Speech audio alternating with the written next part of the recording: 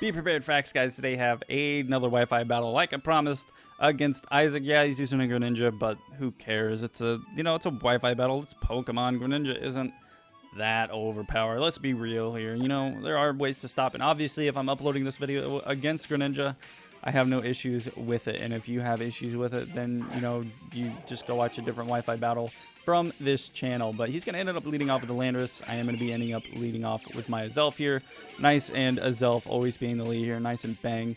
He ends up going for knockoff first turn, so that leads me to believe right away that he is a Scarf Landorus, and that thing is nice and powerful and beautiful. So I didn't get my Stealth Rocks up first turn, which is quite unfortunate. He was a the Scarf variant, but that means I get a free switch out into my Keldeo, which is great because if he goes for knockoff, it's only going to knock off my Life Orb, and it's not really that big of a deal. I'm just going to end up going for Icy Wind on this turn. I wasn't exactly sure what he wanted to go out into. Obviously, his best bet is going out into Azumarill to absorb just about anything that Keldeo can throw at it. That's one of the only reasons why I wish I ran like HP Grass Keldeo. Because it would be able to hopefully somewhat deal with Azumarils.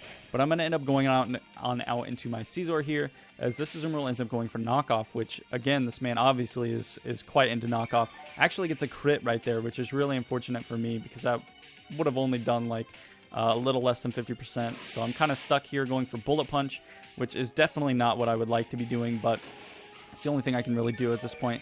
And I even was able to end up living one of Azumarill's Aqua Jets, which give me another opportunity to go for another Bullet Punch here and get off even more damage, as he is still pretty much only able to go for Aqua Jet. This is my Choice Banded Scizor, so I'm not running Roost. But his best bet was to just keep going for Aqua Jet, because if I did have Roost, if I had Roost on a Choice Banded Scizor, I don't know what I would be thinking at that point, but whatever. But I'm going to end up going out into my Thundurus here. He makes a very, very good prediction, ends up staying in with the Azumarill and getting another knockoff off, which is really, really unfortunate for me. I'm just getting outplayed here. But it's one of those things where if you can get inside your opponent's head, you can get there and stay there. But I'm just going to go for Thunderbolt this turn. If he ends up going out into Landorus, so be it. But the Azumarill is gone. I guess he was pretty much just saving it for Death Threader at this point. Only really wanted it for my Keldeo, and that ended up working out well enough for him. But now he's going to go out to his Landorus, which was what I was afraid of. This Landorus is a big problem. Landorus is one of the more annoying Pokemon that I absolutely can't stand. But I'm going to end up going for the Taunt here. Obviously not the greatest play, as he is just going to be going for knockoff, predicting a switch. And another knockoff is going to be able to take me out. So had I gone for HP Ice that turn, I could have gotten this Landorus out of the way. But unfortunately, I was an idiot, and he ended up going for Taunt. But now I can go out into my Keldeo once again. Obviously, I'm not sure what he's thinking here. I don't know if he misclicked or meant to switch. I don't know. Maybe thought I would double switch out. I don't entirely know. But he did get rid of my Life Orb, which isn't that big of a deal. Keldeo is still a very strong Pokemon. Going to go for an Icy Wind here, and that Landorus is definitely, apparently still alive, which is really unfortunate. But since Icy Wind does lower your speed, that means that I am going to be able to outspeed this Landorus on the next turn. Landorus is therefore no longer alive and has been sent to the graveyard. And now he's going to be able to go out into his Talonflame, which is even worse for me. I'm just going to go for Protect here, just to scout, just to see what he wants to do. If he ends up going for Brave Bird, then, so be it.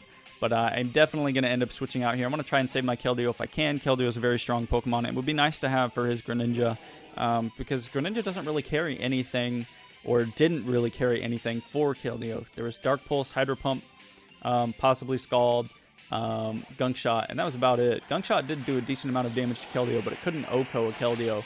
Unless you were running more attack EVs than you really needed to. But I'm going to end up going out going to end up going on out into my Politoed to absorb this Brave Bird here. Politoed definitely going to be dying after 2 Brave Birds. And judging by how much damage that Talonflame is doing, I can pretty much guarantee you that this is a Choice Banded Talonflame. But I get to go on out into my nice and powerful Mega Swampert right here. Gonna go ahead and Mega Evolve first turn. Pretty sure that I can level Brave Bird right off the bat. Swampert is a very, very bulky Pokemon, regardless of whether you're running a whole lot of HP or defense or whatever. So I'm assuming that I can go ahead and live one of these. And I do end up living one with about 57% HP. Talonflame over there just chilling. Unfortunately, it's definitely going to die to this Waterfall. Waterfall is a very strong move coming from a very strong Swampert that is also swimming in the rain that is very fast. Things are not looking too great for him at this point. He's going to end up going on out into his Metagross. It's about the only thing that he can do. I'm just going to end up going for Earthquake. It is going to be doing more damage than Waterfall would just because of the fact that it is super effective. But the Metagross ends up living. Unfortunately for him, he ended up missing his Meteor Mash or Zen Headbutt or whatever he clicked. I wasn't paying attention. But the Metagross is now dead, so that is definitely a bueno option in my opinion. But now he's going to go out into his Altaria. This thing is a little bit scary because it is a Mega Altaria. Mega Altaria can set up very quickly, be very strong, be very quick, and very strong. If I didn't already say that enough. But I kind of had a feeling that he would Mega. And the nice thing about Altaria Mega Evolving is it loses its flying type. So that means I'm able to hit it with an Earthquake. Lucky me, I get the crit here. And the Altaria is wasted. It's gone. And now all he has left at this point is Greninja. And the Rain, I believe, is still up at this point. Definitely is. Just going to go for an Earthquake, as it is going to be the strongest move that I can hit this Greninja with. And Greninja is easily going to die, especially, you know, an Earthquake coming from Mega Swampert is just not something your average poke is going to live. But good battle, Isaac. Make sure you guys like this video. It does help me out a lot. Don't forget to hit that subscribe button. It also helps me out quite a bit. I hope you guys enjoyed, and we will see you back again tomorrow with another Wi-Fi battle. And there should be some PAX coverage going on as well throughout these couple of days here. So if you're interested in seeing what's going on at PAX from my perspective, then you can do so by watching the videos that go up. And I promise to vlog the entire time not the entire time, but vlog more than I did when I was at South. But anyways, we will see you guys back again tomorrow. May the axe be with you.